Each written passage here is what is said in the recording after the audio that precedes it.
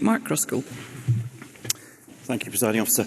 To ask the Scottish Government what support is available to displaced people from Ukraine who are moving from temporary accommodation into permanent housing.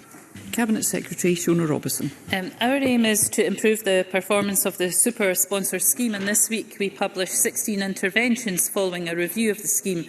Our aim is to empower those arriving with clear advice, support and improved access to longer-term housing options, thereby reducing dependency on short-term and temporary accommodation.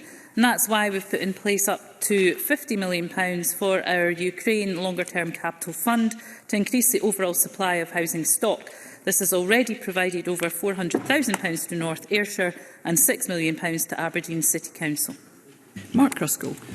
Can I thank the Cabinet Secretary for her response? I have seen firsthand how communities and local authorities across my region, from Cullen to Rosyth, are working tirelessly to try and find long-term housing solutions for displaced Ukrainians who found sanctuary in Scotland.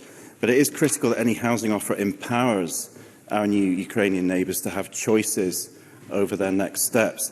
I did welcome the Minister's statement on Tuesday, but could the Cabinet Secretary outline what further support will be made specifically to local authorities like Stirling Council to support the displaced Ukrainians to access that housing, but also critically to coordinate efforts with local communities who also have their own interests and their own efforts in trying to find solutions for their Ukrainian neighbours?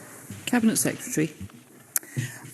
So I can tell the member that we have provided £11.2 million of funding to increase capacity of local authority resettlement teams to support refurbishment of properties and enhance the pace of host checks and matching. And I would encourage local authorities to ensure that they're making full use of this funding. And we're encouraging all local authorities and registered social landlords to consider what properties there are in their area that could be brought back into use, and I would encourage the member to discuss this fund with local authorities in his region to identify opportunities to make best use of the funding.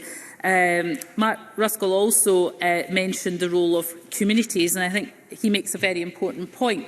The response, the warm, welcoming response from communities the length and breadth of Scotland has been absolutely amazing. And we want to encourage that to continue, and for sometimes solutions that are being proposed by the community to be listened to and acted upon where that's appropriate.